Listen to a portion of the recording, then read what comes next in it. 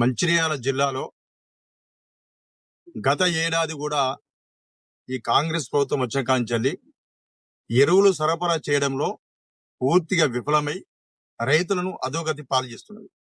రైతులు మందు బస్తాలు దొరకక గత ఏడాది చెప్పులు లైన్లో పెట్టే గత సంస్కృతి ముందుకొచ్చింది.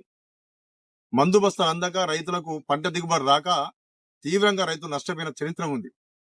ఈ సంవత్సరమైనా ప్రభుత్వం మేల్కొని సకాలంలో రైతులకు ఎరువుల బస్తాలు అందిస్తాయని చెప్పేసి ఆశిస్తే ఇప్పటి వరకు కూడా ఏదో యాప్ అంటున్నారు తప్ప ఇప్పటి వరకు రైతులకు మందు బస్తా తిరగడము, పంట ఎదగకపోవడము, పంట నష్టం తొలి దశలోనే పంట చిగురించలేదు. దీంతో రైతు పంట ఎండిపోతుందన్న బాధతోటి వాళ్ళకు గుబులు ఏర్పడ్డది. పంట మార్పిడి చేయమంటారు, పంటను ఎదిగించాలంటారు. ఎదిగిస్తున్న పండిస్తున్న పంటకు మాత్రం రైతుకు మందు బస్తాలు అందించలేని దుస్థితిలో ఈ కాంగ్రెస్ ప్రభుత్వం ఉంది.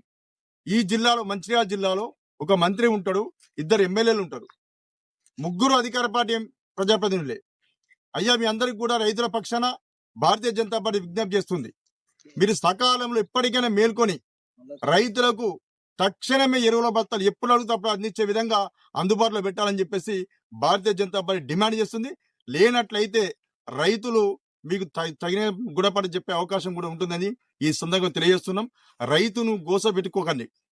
ఎద్దు ఏడ్చిన చోట, రైతు ఏడ్చిన చోట ఏ వ్యవస్థ బాగుపడది. ఈ రైతులకు అనేకమైన హామీలు చదువుకోనికి వచ్చారు మీరు. మీకు అన్నం పెట్టేది ఈ రైతులు. ఆ రైతుకు పంటకు కనీసానికి మీ ఇవ్వాల్సినటువంటి ఎరువుల బత్తను ఇవ్వకపోవడం చాలా బాధాకరం.